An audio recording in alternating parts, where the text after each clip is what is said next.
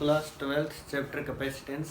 तो इसके अंदर हम आज के लेक्चर में हम बात करेंगे, बहुत ही इम्पोर्टेंट टॉपिक आज के लेक्चर में डिस्कस किया जाएगा, जो है charging and discharging of condenser या कैपेसिटर। ठीक है, चार्जिंग और डिस्चार्जिंग, इनके बारे में हम बात करें। कैसे इसका जो फॉर्मूला है वो डिराइव होता है, फॉर्मूला डिराइव करेंगे। ठीक है, सभी इंपॉर्टेंट जो पॉइंट है उनके बारे में डिस्कस करेंगे। तो देखिए, सबसे पहले मैं डायग्राम से थोड़ा क्लियर करूंगा आप सभी को। ये कोई कैपेसिटर है, यहाँ पर पैरेलल प्लेट कैपेसिटर, यहाँ ये कोई रेजिस्टेंस R है, कैपेसिटर C, यहाँ ये कोई EMF E है, ये पॉइंट यहाँ कनेक्शन है 1, और सेकंड यहाँ पर एक रेजिस्टेंस है, वो कनेक्शन है 2। ठीक है, अब जैसे ही इन पॉइंट को यहाँ से कनेक्ट किया जाएगा तो क्या होगा, चार्ज इसमें फ्लो करेगा। Capacitor takes some charge, takes some time for get fully charge. वो टाइम लेगा, कुछ फाइनाइट टाइम आप लिख सकते हैं यहाँ पर। It takes finite time for charging, for fully charged. अब किसी एट एनी इंस्टेंट की अगर मैं बात करूं, एट एनी इंस्टेंट कितना चार्ज यहाँ फ्लो करेगा, एट एनी इंस्टेंट हम बात करें, फॉर्मूला सब यहीं से आएगा। Q नॉट 1 माइनस E, यहाँ पर एक्सपोनेंशियल है T divide by R into C। Q naught क्या है, Q नोट यहाँ पर पीक वैल्यू या मैक्सिमम वैल्यू है, मैक्सिमम वैल्यू ऑफ चार्ज। जितना चार्ज मैक्सिमम आएगा T is equal to infinity. T क्या है यहाँ पर, T is equal to R into C, या फिर टाउ आप बोल सकते हो। इसको बोलते हैं टाइम कांस्टेंट या फिर टाइम फैक्टर, टाइम कांस्टेंट। ठीक है, एट टाइम कांस्टेंट मीन्स अगर इसके ऊपर अगर बात की जाए तो Q जो होगा एट टाइम फैक्टर, ठीक है, टाउ जब आप बोले उस केस में Q क्या होगा, Q naught 1 minus E raise to power T जो है एट टाइम फैक्टर हम बात कर रहे हैं, तो इसके ऊपर T की वैल्यू क्या होगी, R into C divide by R into C, cancel हो जाएगा। तो यहाँ से जो रिजल्ट आएगा Q नॉट 1 माइनस 1 बाई। अब E क्या होता है, एक्सपोनेंशियल, इसकी वैल्यू होती है 2.303। ठीक है, 1 से जब इसको डिवाइड करेंगे यहाँ से, तो आपके पास रिजल्ट आएगा Q नॉट 1 माइनस 0.37। ठीक है, तो ये आएगा 0.63 Q नॉट। जो चार्ज है उसका कितना हो गया दिस टाइम। अगर मैं यहाँ से ग्राफ प्लॉट करूँ आपको समझाने के लिए चार्ज का और टाइम का, तो जो T होगा, ठीक है, यहाँ पर ये सपोज कोई टाइम की वैल्यू है जब T is equal to R into C था, तो यहाँ पर चार्ज कितना होगा 0.63 Q नॉट। मैक्सिमम चार्ज का कितना होगा 0.63। ठीक है, तो ये रिजल्ट है इसके रिगार्डिंग। अगर हम बात करें अब पोटेंशियल की, मैं भी फॉर्मूला यहाँ लिख देता हूँ।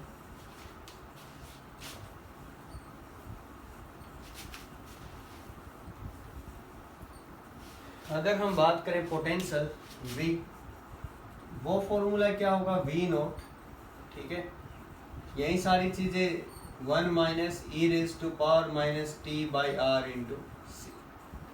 ओके, करंट की अगर बात की जाए, I is equal to I naught, इन पैरामीटर का आपको ध्यान रखना है, E raise to power minus T divide by R। तो ये फॉर्मूला यहाँ पर लिखे जाएंगे इस टाइप से।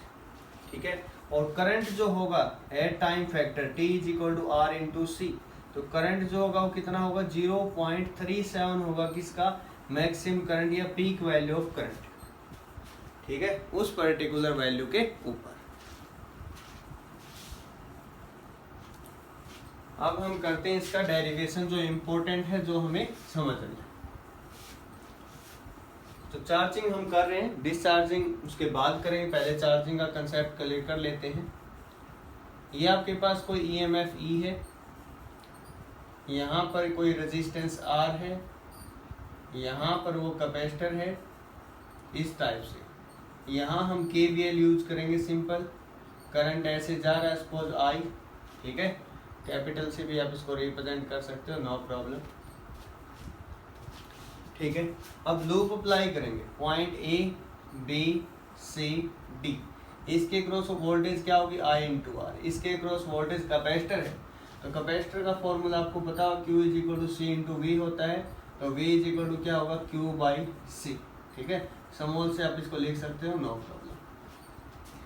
ओके, तो यहाँ से देखिए syllabus, using KVL, Kirchhoff's voltage rule, ठीक है, Kirchhoff's voltage law, loop ABCD, इसीलिए आपको चैप्टर पहले करवा गया था करंट इलेक्ट्रिसिटी कैपेसिटर से, ठीक है।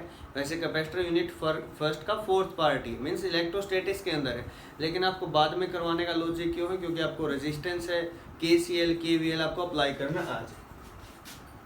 अब देखिए इसे, बस यहाँ से हम चले तो पहले पॉजिटिव टर्मिनल आया, जो मैंने आपको रूल बताया था, पॉजिटिव लिख देना है, अलग अलग बुक के अलग अलग रिप्रेजेंटेशन है, मैंने जो आपको बताई वही आपको यूज करनी। अब करंट ऐसे जा रहा है, पॉजिटिव चार्ज भी ऐसे जाएगा, आप उसके अपोजिट जा रहे हैं तो माइनस का लिखेंगे यहाँ पर, ठीक है, minus I into R that is equal to 0, ठीक है। इतना रिजल्ट यहाँ से हो चुका है, नो प्रॉब्लम। अब उसके बाद जो आपको करना है, इसको एक साइड रखो I इंटू R को, E minus Q by C is equal to I into R, I को हम dQ बाई dt लिख सकते हैं, उससे पहले एक बार इसको इस साइड लिख देते हैं, ठीक है, R को इस साइड ले आए, या फिर यहीं से एक बार लिख दें dQ बाई dt, ओके। अब यहाँ से जब इसको सोल्व करेंगे तो क्या आएगा, dQ बाई dt, R इस साइड आएगा, E बाई में R minus Q divide by में C इंटू R, ठीक है। RC आप यहाँ से कॉमन ले सकते हैं इसमें से, तो आपके पास क्या बनेगा, C into E minus Q।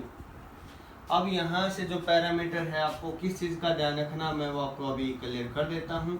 dt इसको इस साइड ले आए आप, आपके पास हुआ dQ divide by C into E minus Q 1 by R into C into dt, ठीक है, इतना हो चुका है।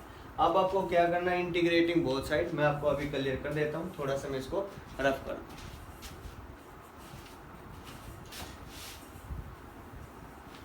इंटीग्रेटिंग करना है दोनों साइड, इंटीग्रेशन इस इक्वेशन का, तो इंटीग्रेशन जैसे आपको पता है क्लास 11 का मैथमेटिकल टूल में भी आप पढ़ चुके हैं, अगर आपको नहीं आता तो एक बार उसको जरूर से जरूर आप देख लेना।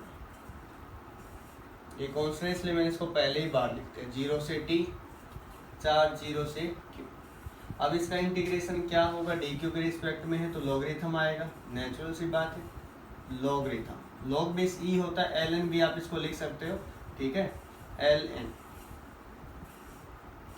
यहाँ क्या बचेगा, C into E minus Q, upper limit minus lower limit complete, और साथ में एक माइनस साइन आएगा, क्यों आएगा वो मैं आपको अभी बताता हूँ। देखो इंटीग्रेशन आपने सिंपल रूल पढ़ा भी है, अगर मैं बात करूँ 1 बाई में 1 माइनस एक्स का इंटीग्रेशन करना, ठीक है, तो आप क्या लिखेंगे इसको, log 1 माइनस एक्स, नीचे डिफ्रेंशिएशन करना होता है जो टर्म यहाँ होती है, ठीक है, ये मैथ का रूल, तो माइनस साइन यहाँ साथ में आए,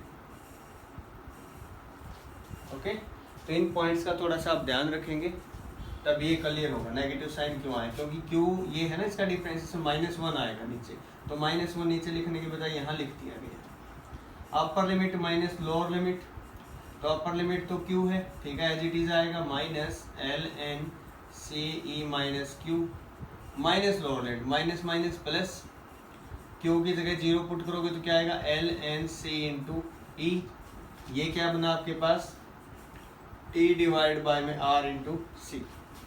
अब यहाँ से log m minus log n क्या होता है, log m by n T R into C, ठीक है। इस log को एंटी log ले लो दोनों साइड, मीन्स एक्सपोनेंशियल से लॉगरिथम क्या हो जाता है, कैंसिल हो जाता है। यहाँ से आपके पास जो टर्म बनेगी वो किस टाइप से बन जाएगी,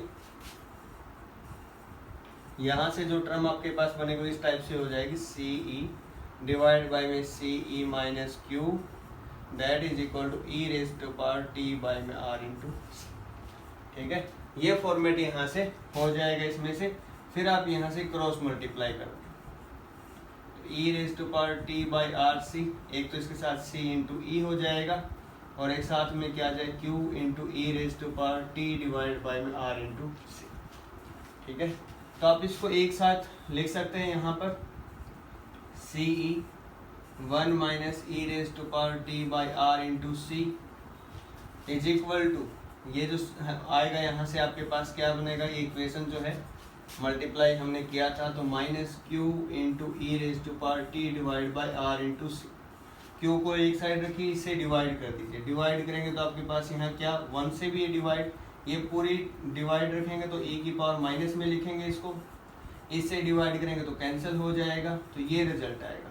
माइनस साइन यहाँ भेज दीजिए, जो रिजल्ट था वो यहाँ पर आ जाएगा। q इज इक्वल टू आपके पास जो रिजल्ट आएगा c इंटू ई, ये माइनस साइन था यहाँ आएगा तो 1 minus E raise to power minus T by R into C. तो ये रिजल्ट आपको निकालना था। ये था आपके पास डेरिवेशन q का। इस टाइप से आप q निकालेंगे जो यहाँ पर बनाया गया है। अब उसके बाद q की हेल्प से आप i निकाल सकते हो, v निकाल सकते हो। कैसे निकलेगा वो देखिए। अब देखिए आप सबने q निकाल लिया, अब यहाँ से हम i निकाल सकते हैं। कैसे निकालेंगे, i is equal to D Q by D T होता है, हम सभी ने पढ़ रखा है। i is equal to D Q by D T. इसका डिफ्रेंशिएशन करेंगे तो क्या आ जाएगा i, तो डिफ्रेंशिएशन इसका कर दीजिए d बाई डी टी। इसका डिफ्रेंशिएशन करना c into E 1 minus E raise to power minus T divide by में r इंटू सी। ठीक है, अब ये जो है ये तो कांस्टेंट है कंप्लीट, इसके साथ मल्टीप्लाई इसके साथ, तो ये क्या होगा d बाई डी टी जो होगा डिफ्रेंशिएशन सिर्फ किसका होगा c E minus T divide by r into C. ठीक है, इसका डिफ्रेंशिएशन होगा i is equal to D Q by D T. C E constant है बाहर, इसका डिफ्रेंशिएशन एक बार तो एज इट इज रहेगा, फिर ये जो पावर है इसका डिफ्रेंशिएशन होता है। ठीक है, ए की पावर माइनस एक्स तो एज इट इज, लेकिन साथ में इसका डिफ्रेंशिएशन क्या होगा, ये जो आपके पास कंप्लीट माइनस साइन भी तो आएगा साथ में, और इसका डिफ्रेंशिएशन क्या होगा minus 1 by R into C. Minus से माइनस कैंसल, सी से सी कैंसल, तो आपके पास बचा E by R E raise to power minus T divide by R C. अब वोल्टेज दो टाइप से निकालनी है, across capacitor, across resistor. Across capacitor जब आपको वोल्टेज निकालनी है तो Q is equal to C into V होता है। V इज इक्वल टू क्या हुआ Q बाई सी।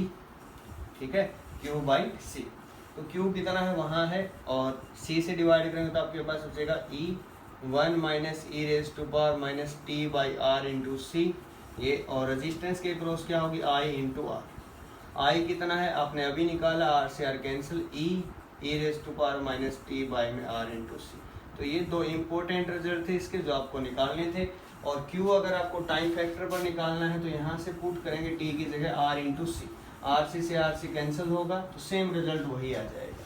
ठीक है, Q at time factor tau, तो क्या था 1 माइनस ई टी की बजाय R C divide by R C cancel, तो आपके पास क्या बनेगा सी ई 1 माइनस 1 बाई, और ये कितना आया था 0.63% आया था, आपको पता ही है।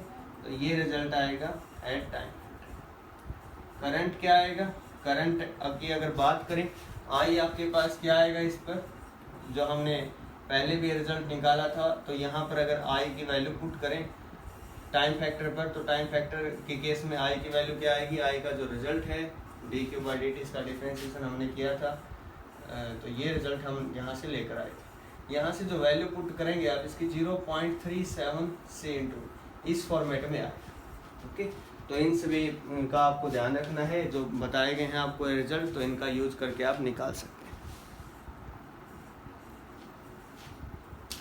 आई जो है वो 0.37 यहाँ से ये जो रिजल्ट है। ठीक है, आरसी से आरसी कैंसिल, 1 बाई ई आएगा, तो 1 बाई ई जो आएगा तो उसकी वैल्यू हम सभी को पता है 0.37 ई बाई। करंट भी आ गया टाइम फैक्टर पर, चार्ज भी आ गया, रिजल्ट भी हमने निकाल लिए। तो ये था इसके बारे में। Thanks for watching. अब तक हम चार्जिंग ऑफ कंडेंसर कर चुके हैं। चार्जिंग का जो केस था वो कंप्लीट हो चुका है, चार्जिंग ऑफ ए कंडेंसर।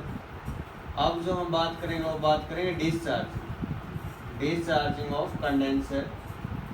इसका कंप्लीट जो डेरिवेशन है वो हम जाने किस टाइप से डिस्चार्ज। यहाँ देखिए शहबाज, ये रेजिस्टेंस लिया था, ये वो कंडेंसर है हमारे पास। पहला केस हमने चार्जिंग का जाना, चार्जिंग केस में इसको कंप्लीट चार्ज किया गया with an external source this cell की हेल्प से। यहाँ पर इसको टर्मिनल 1, यहाँ पर एक रेजिस्टेंस लिया गया और टर्मिनल, जब इसका कनेक्शन कर दिया जाएगा, जब ये आपके पास 1 और 2 ये आप देख पा रहे हो, जैसे ही इस प्लग को हटाकर इसका कनेक्शन कर दिया जाएगा आपके पास, तो ये कनेक्शन में नहीं रहेगा। ओनली आपके पास क्या होगा, जितना भी कैपेसिटर चार्ज हुआ है, फुली चार्ज हुआ, ये क्या करेगा, यहाँ पर डिस्चार्जिंग ऑफ कंडेंसर मीन्स यहाँ पर चार्ज ये सप्लाई करेगा। अब ये सोर्स की तरह काम करेगा, एक्ट एज ए सोर्स। पहले सोर्स कौन था, सेल थी, अब सोर्स का काम कौन करेगा, यहाँ पर एक कैपेसिटर। धीरे धीरे इसका चार्ज क्या होगा, कम होगा। ठीक है, धीरे धीरे इसका चार्ज क्या होगा, कम होगा। और लास्ट टाइम जो इक्वेशन हमने पढ़ी थी चार्ज की, वो क्या थी, Q is equal to Q naught 1 minus E raise to power minus T by R. ये T क्या था यहाँ पर, T is equal to R into C, इसको बोला था टाइम फैक्टर। और ये किस केस में था, ड्यूरिंग चार्जिंग। तो ये चार्जिंग के केस में ऐसा हम पढ़ चुके हैं, ये था चार्जिंग के केस में। और डिस्चार्जिंग के केस में क्या होगा, eight any instant discharging of capacitor, discharging of condenser, charge at any instant, Q is equal to Q naught e raised to power minus t by r into c। ठीक है, और t क्या है यहाँ पर, where t is equal to r into c, या फिर आप इसको टाउ भी बोल सकते हो। ये क्या है, टाइम फैक्टर या टाइम कांस्टेंट आप इसको बोल सकते हो। This is time constant here. Okay, अब देखिए सिलेबस, टाइम कांस्टेंट की जब ये वैल्यू आप पुट करोगे एट एनी इंस्टेंट, तो Q कितना हो जाएगा, Q naught E raise to power minus R C by R C. तो इससे कैंसिल, तो Q नोट बाई मीन्स 37% अगर बात की जाए ऑफ नेट चार्ज, ठीक है, उसका 37% ये हो जाएगा। ठीक है, 37, क्योंकि ई जो है इसकी वैल्यू आप पुट करोगे 37% ऑफ जो चार्ज है आपके पास, उसकी वैल्यू इतनी रह जाएगी चार्ज। ठीक है, ई की वैल्यू पुट करोगे 2.303 होती है डेरिवेशन। अगर पोटेंशियल डिफरेंस की बात की जाए क्रॉस कंडेंसर, तो वो क्या होगा, V naught E raise to power minus T by R into. ठीक है, ये होगा पोटेंशियल डिफरेंस। पोटेंशियल डिफरेंस के बारे में जान लिया। अब करंट क्या होगा, I जो होगा, I इज इक्वल टू होता है dq बाई dt। ये हम सभी को पता है। जब आप इसका डिफ्रेंशिएशन करेंगे तो करंट कम होगा। ठीक है, Q naught as it is रहेगा, लेकिन ये माइनस साइन आगे आएगा, minus Q naught E raise to power minus T by R into C. ठीक है, इस फॉर्म में इसको लिखना पड़ेगा। ये कंप्लीट वैल्यू जो है और डिवाइड बाय में आर इंटू सी करना पड़ेगा। तो करंट जो है नेगेटिव साइन के साथ इस फॉर्म में लिखा जाएगा। ये होगी आपके पास करंट की इक्वेशन जो यहाँ पर मेंशन की। ठीक है, अब इसका डेरिवेशन हम समझ लेते हैं किस टाइप से आपको इसका डेरिवेशन करना है। ओके, और जो आपको कुछ पॉइंट जो याद रखने, टाइम कांस्टेंट हमने बोला इसको, टाइम कांस्टेंट जो है R इंटू सी, R रेजिस्टेंस है, C कैपेसिटेंस है। इसकी जो यूनिट होगी वही होगी जो टाइम की होगी। और डायमेंशनल फॉर्मूला क्या होगा, m0 L0 T1। 1 by R सी का डायमेंशनल फॉर्मूला क्या होगा, m0 L0 T-1। मीन्स ये डायमेंशन होगा किसका, same as that of frequency. जो फ्रीक्वेंसी का डायमेंशनल फॉर्मूला होगा वही किसका होगा, 1 बाई आर सी का। ओके, अब देखिए शहबाज, हम बात करते हैं इसके डेरिवेशन की, कि इसका डेरिवेशन किस टाइप से आएगी वैल्यू, इसके बारे में बात करते हैं। तो स्टार्टिंग में चार्ज हम सपोज कैपिटल Q मान लेते हैं, कुछ टाइम बाद चार्ज कम होकर कितना हो गया, Q हो गया, स्मॉल Q। तो उस केस में कैसे लिमिट वेरी करेगी उसके बारे में समझेंगे। तो यहाँ से सपोज आपके पास जो चार्ज है ये positive plate, negative charge on this plate. तो ऐसे आपके पास जो है चार्ज मूव कर रहा है from positive to negative. Positive charge क्यों मूव कर रहा है ऐसे, ठीक है, नेगेटिव चार्ज नहीं, पॉजिटिव, कहीं इलेक्ट्रॉन समझ आ रहा है उसको, पॉजिटिव चार्ज ऐसे मूव कर रहा है। तो ये यहाँ KVL अप्लाई करेंगे, ABC, ठीक है, अप्लाई KVL है। KVL आप यहाँ जैसे अप्लाई करेंगे तो जैसे मैंने आपको रूल बताए हैं अब तक जो हम वीडियो करके आए हैं, करंट जैसे मूव करेगा। अब यहाँ पर रेजिस्टेंस है, ठीक है, ये आपके पास कैपेसिटर है। तो रेजिस्टेंस की जैसे क्या फॉर्मूला था, I/R, ओके। जैसे आप यहाँ आएंगे तो नेगेटिव टर्मिनल आएगा, ठीक है, और Q, इस केस में V का formula Q is equal to होता है C/V, तो V इज इक्वल टू क्या हो जाएगा, Q/C, लेकिन विद नेगेटिव साइन, ठीक है, इक्वल टू G। अब देखिए से बस I/R is equal to Q/C। I को आप क्या लिख सकते हो, dQ/dt, लेकिन मैं यहाँ नेगेटिव साइन यूज करूँगा। डिसचार्जिंग के लिए नेगेटिव साइन, चार्जिंग के लिए पॉजिटिव साइन, ये चीज़ आप ध्यान रखेंगे, ठीक है। वेरिएबल सेपरेबल, dQ एक साइड और कंप्लीट जो पैरामीटर बच गया वो एक साइड, ठीक है। उसके बाद नेक्स्ट स्टेप क्या होता है, इंटीग्रेशन। अब आप यहाँ से इसका इंटीग्रेशन करेंगे तो इसका इंटीग्रेशन क्या आएगा, लॉग आएगा, ln आप उसको बोल सकते हो, ठीक है। लिमिट कहाँ से कहाँ, Q से स्मॉल q, ठीक है, नेगेटिव साइन में बाहर ही लिख देता हूँ, Q स्मॉल q 1/r से कांस्टेंट बाहर, T/R/C। अब देखिए से बस ये जो फैक्टर होगा यहाँ से आप इसका इंटीग्रेशन करेंगे तो क्या रिजल्ट आपके पास आएगा,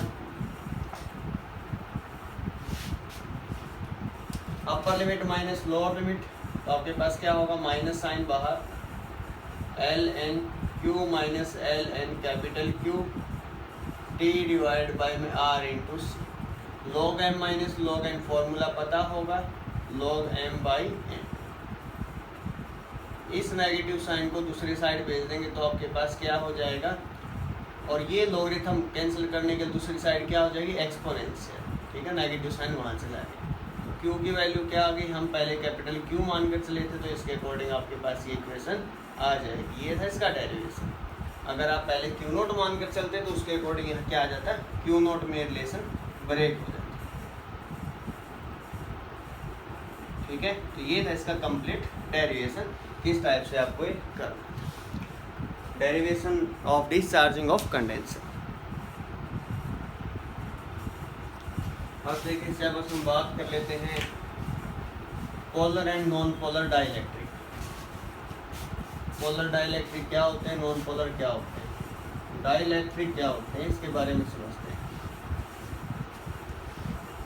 देखिए सबसे पहले हम बात करते हैं डाइलेक्ट्रिक। डाइलेक्ट्रिक इस टाइप से बनाए जाते हैं, तो सैंडविच किया जाता है। आपके पास एक प्लास्टिक शीट है सपोज ये, तो प्लास्टिक शीट को क्या करते हैं, सैंडविच करते हैं। प्लास्टिक शीट किसके इन बिटवीन सैंडविच करते हैं, कहाँ रखा जाता है, तो मेटल फॉइल होते हैं दोनों साइड। ये आपके पास मेटल फॉइल है, परत है मेटल की दोनों साइड, ठीक है, ये मेटल फॉइल है, और बीच में आपने क्या रखा हुआ है, प्लास्टिक शीट रखी हुई है। Dielectrics are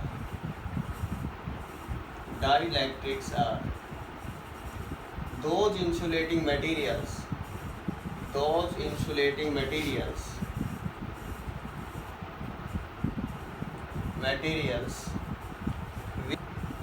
dielectrics are those insulating material which transmit electric effect without conducting, बिना कंडक्ट हुए जो क्या करते हैं, इलेक्ट्रिक इफेक्ट जो है उसको ट्रांसमिट करते हैं। डाइलेक्ट्रिक की अगर टाइप की बात करें तो 2 टाइप के डाइलेक्ट्रिक होते हैं। एक होता है पोलर डाइलेक्ट्रिक, एक होता है नॉन पोलर। पोलर जैसे ही नाम से पता चल रहा है जिसके अंदर पोल बनेंगे, ठीक है।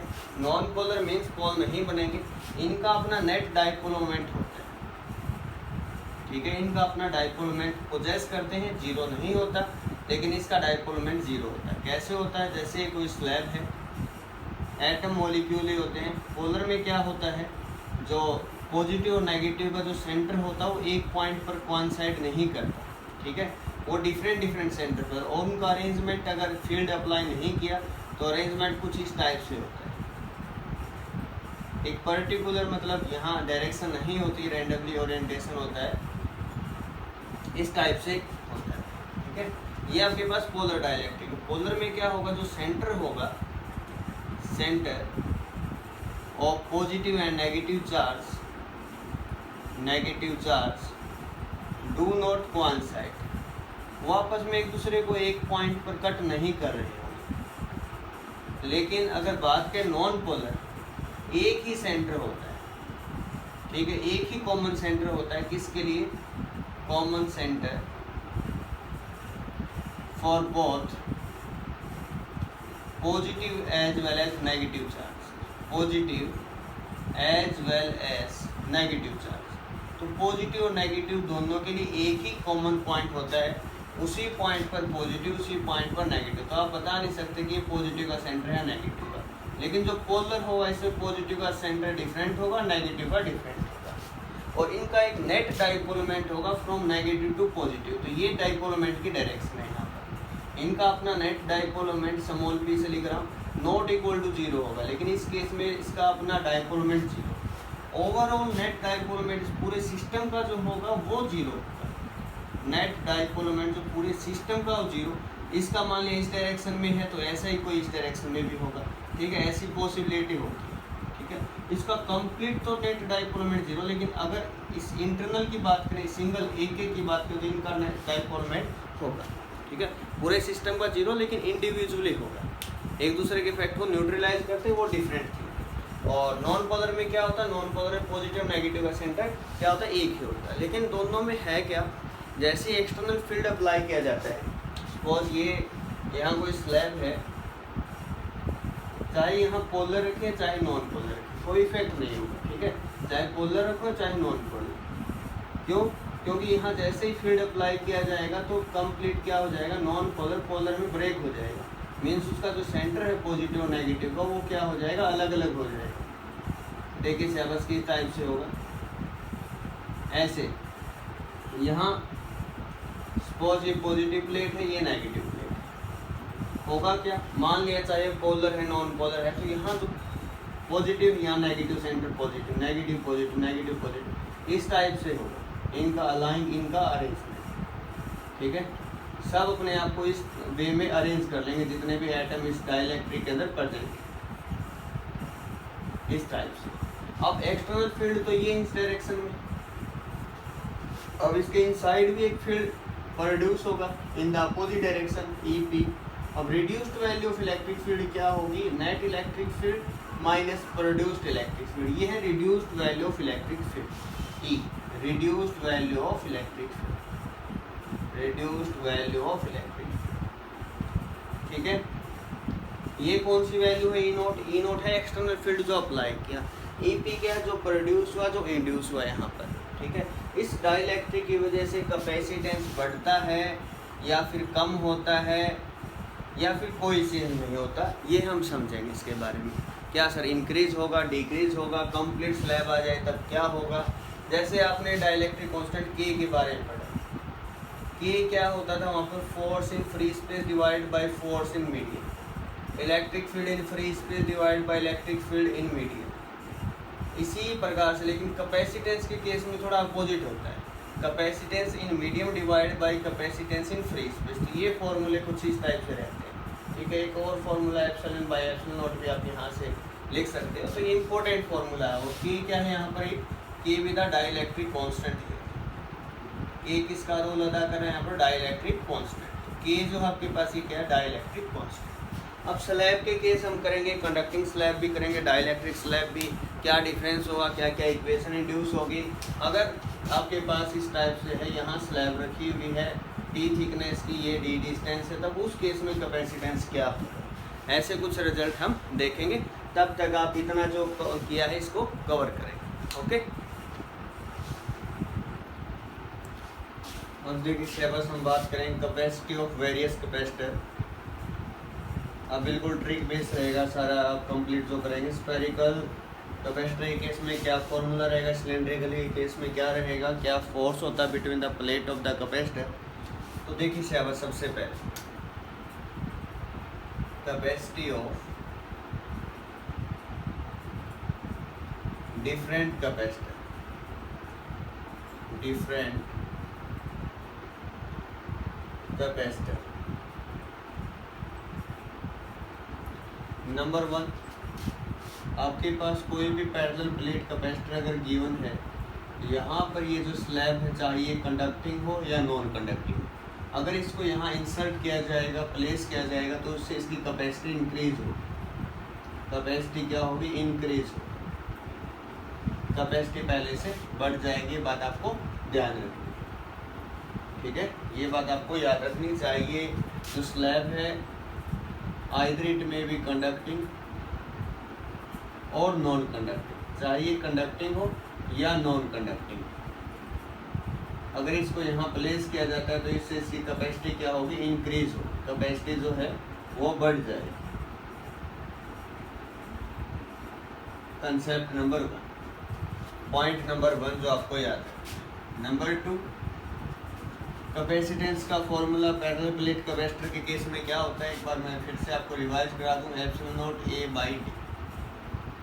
ये कब होता है, जब फ्री स्पेस इन बिटवीन होता है, between the plates, free space, vacuum अगर प्रेजेंट है बिटवीन द प्लेट, ठीक है, तब रहेगा ये फॉर्मूला। अगर कोई डाइइलेक्ट्रिक फिल किया गया है completely between the plates of the capacitor, तब ये फॉर्मूला रहेगा। If the dielectric is filled between the plates, अगर प्लेट्स के इन बिटवीन अगर डाइइलेक्ट्रिक फिल है तो आप ये फॉर्मूला यूज करें। के क्या है यहाँ पर, ये जो के है that is dielectric constant, dielectric constant, okay. D क्या है, डिस्टेंस बिटवीन द प्लेट। ए क्या है, एरिया ऑफ इस प्लेट। इस टाइप फॉर्मूले हम कर रहे हैं। Number 1, number 2, number 3। फोर्स क्या होगा बिटवीन द प्लेट, तो फोर्स जो होगा half CV² divide by T, ये फॉर्मूला। और भी जो फॉर्मूले यहाँ पुट कर सकते हैं आपके पास, जो यू एनर्जी का जो फॉर्मूला है, एनर्जी का एक फॉर्मूला आता है हाफ CV², ठीक है, एक था Q² डिवाइड बाई में 2C, एक था हाफ Q इंटू, आप सभी को एक फॉर्मूले याद होंगे। ये फॉर्मूला जो है आपके पास Q² डिवाइड बाई में 2C into D, QV divide by में 2 इंटू डी। वैसे जो एनर्जी होती है, एनर्जी एक टाइप से वर्क ही होता है, ठीक है, और एनर्जी क्या होती है, फोर्स इंटू डिस्प्लेसमेंट। तो फोर्स जब निकालेंगे तो आप एनर्जी को डी से डिवाइड करेंगे, फॉर्मूला नंबर 3, ठीक है, जो आपको याद है। नंबर 4 एक बहुत ही इंपॉर्टेंट था, एनर्जी डेंसिटी। एनर्जी डेंसिटी के रिगार्डिंग एक कंसेप्ट किया था, और एनर्जी डेंसिटी को स्मॉल यू से लिखते हैं, कैपिटल U बाई, और ये फॉर्मूला क्या था, half into epsilon naught into E, ठीक है, जूल पर मीटर। तो ये कुछ इंपॉर्टेंट फॉर्मूले थे इसके रिगार्डिंग।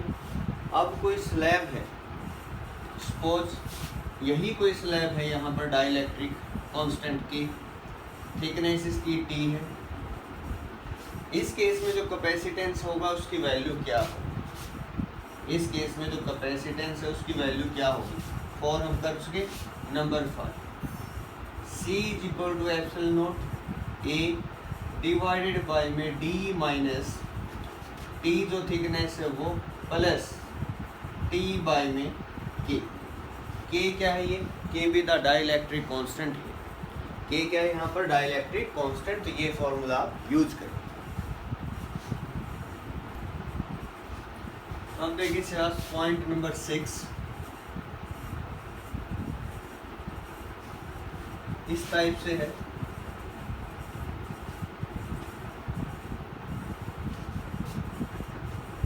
अगर ऐसा कोई केस आपको दे दिया जाता है, ये प्लेट है,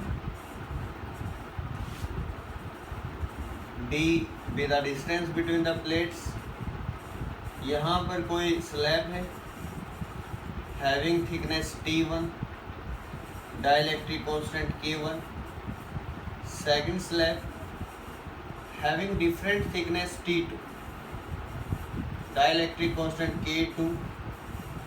थर्ड आपके पास क्या है, थर्ड स्लैब की थिकनेस है D3 and dielectric constant K3। इसी टाइप से कितने भी स्लैब आप रख सकते हो K4। तो डायरेक्ट फॉर्मूला क्या होगा कैपेसिटेंस का इस केस में, तो capacitance C is equal to epsilon naught A divided by D minus अब T1 T2 T3 T4 T1 plus T2 plus T3 plus T4।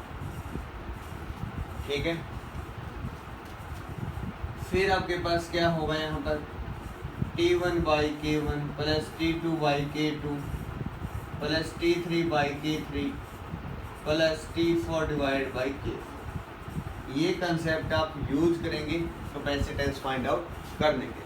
ठीक है, तो इस टाइप के कंसेप्ट आप यूज करेंगे तो इजीली आप न्यूमेरिकल कर पाएंगे। नंबर 7 देखिए शाबाश, in case of spherical capacitor. Spherical जो कैपेसिटर उस केस में कैसे क्या फॉर्मूला आप यूज करेंगे। स्फेरिकल कैपेसिटर तो आपके पास देखिए शाबाश, ये कोई स्फीयर है, इसको आपने पॉजिटिव चार्ज दिया, प्लस क्यू चार्ज दिया। ये सेकंड आपके पास स्फेरिकल कैपेसिटर है, इसको अर्थ किया गया। अब आप यहाँ कंडीशन समझ ही गए होंगे, यहाँ आउटर रीजन पे कोई चार्ज नहीं होगा, लेकिन इनर पे होगा कितना माइनस। इसकी जो इनर रेडियस है वो A है, आउटर रेडियस क्या है B।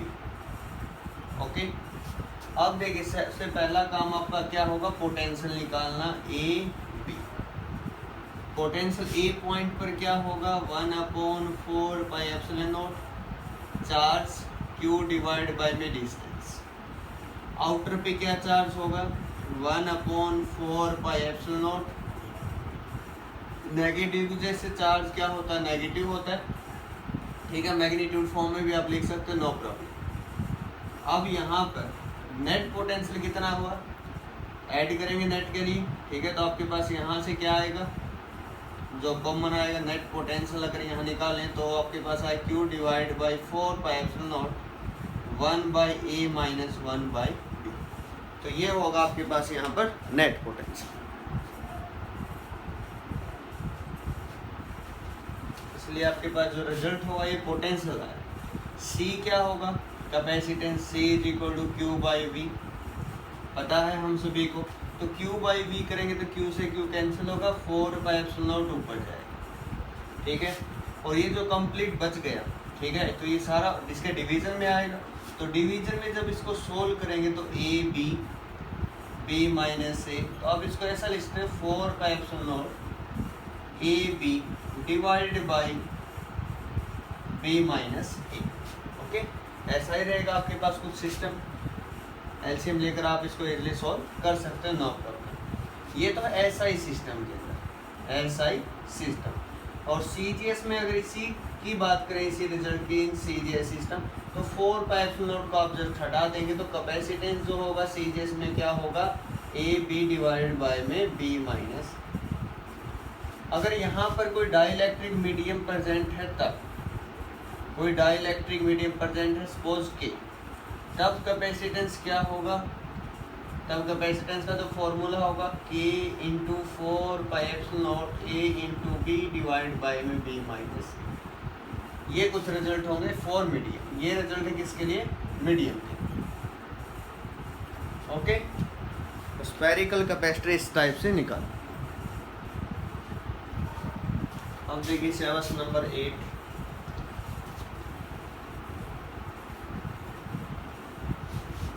नंबर 8 जो सिचुएशन है थोड़ी सी डिफरेंट है। वैसे स्फेरिकल जो हम कर रहे हैं स्फेरिकल कैपेसिटर, इसी का एक केस है। ठीक है, देखिए सिलेबस, इस केस में क्या होगा, स्फेरिकल कैपेसिटर का ये केस है। यहाँ इस बार हमने क्या किया, इनर जो स्फीयर है इसको चार्ज दिया, इसको चार्ज दिया हमने। इनर को इस पहले वाले केस में दिया था, इसमें इसको चार्ज दिया प्लस क्यू। और जो इनर जो आप स्फीयर देख रहे हो जिसकी रेडियस हम स्मॉल ए मानकर चले थे, इसको ग्राउंड किया हुआ। ओके, तो होगा क्या, आप ऐसा नहीं करें कि माइनस क्यू यहाँ लिख दिया, यहाँ चार्ज क्या होगा, charge on inner sphere, inner जो स्फीयर है उस पर कितना चार्ज हो। आपको क्या ट्रिक अपनानी है, small by small, large by large. यहाँ आपको नहीं पता तो आप क्यू डैश लिख लीजिए, स्मॉल मीन्स यहाँ रेडियस, यहाँ चार्ज क्या क्यू, यहाँ पर रेडियस, यहाँ पॉजिटिव तो यहाँ इतना तो श्योर है आपको कि इसके जो इनसाइड होगा वो कैसे चार्ज होगा, इसको ग्राउंड किया गया है, ऐसा आप बना सकते हैं। ठीक है, तो यहाँ जो चार्ज होगा वो कैसा होगा, प्लस क्यू, तो यहाँ माइनस क्यू होगा, इतना श्योर है। ठीक है, तो अब देखिए सिलेबस बाय इंडक्शन ऐसा होता है, नेगेटिव साइन आप यहाँ अप्लाई करेंगे तो आपके पास जो चार्ज होगा क्यू डैश वो क्या होगा, minus A by B into, ये तो था चार्ज, आपको कैपेसिटेंस निकालना। ठीक है, कैपेसिटेंस क्या होगा, अभी जो आपने निकाला है 4 pi epsilon naught, A B था वो तो। ठीक है, यहाँ आपको क्या याद रखना, बी स्क्वायर डिवाइडेड बाई में बी माइनस, ये रिजल्ट होगा, या इसी का सेकंड पार्ट है, डायरेक्ट रिजल्ट है, आप डायरेक्ट ही इनको यूज करें। आप पुट करके देख लें 4 पाई एप्सिलॉन नॉट, अभी जो आपने formula A B divide by B minus A plus complete radius 4 pi epsilon naught into B, तो ये आपके पास जो रिजल्ट होगा, तो ये इसके लिए रिजल्ट। अब हम करें सिलेंड्रिकल, ये रहा स्फेरिकल के लिए, फॉर स्फेरिकल कैपेसिटर। अब हम बात करें cylindrical, cylindrical capacitor. Cylindrical capacitor के केस में क्या होगा, अगर लेंथ जो है वो कॉमन हो, तो देखिए सिलेबस, स्फेरिकल कैपेसिटर है, लेंथ एल है, कोएक्सियल सिलेंडर है, ये सेकंड जिसकी रेडियस इससे डिफरेंट है, आउटर रेडियस पॉज हमने बी माने हुए हैं और ये रेडियस जो है ए। ठीक है, और एल जो है इसकी लेंथ, इस टाइप से L with the length and be with outer radius, A with the inner radius. तो इस केस में होगा क्या, जो कैपेसिटेंस होगा 2 पाई epsilon not into length divided by में लॉग बेस या एल एन आप लिख सकते हो तो ज़्यादा बेटर रहेगा, बी बाई। तो ये आपके पास यहाँ पर फॉर्मूला रहेगा capacitance for a cylindrical capacitor, तो ये फॉर्मूला आप यहाँ पर यूज करें। ये देखिए से बस 2 केस हैं यहाँ पर, डिस्टेंस इक्वल है डी, सभी केसेस में इक्वल डिस्टेंस डी से इनको सेपरेट किया गया है, ऐसा ही इन सभी केसेस में।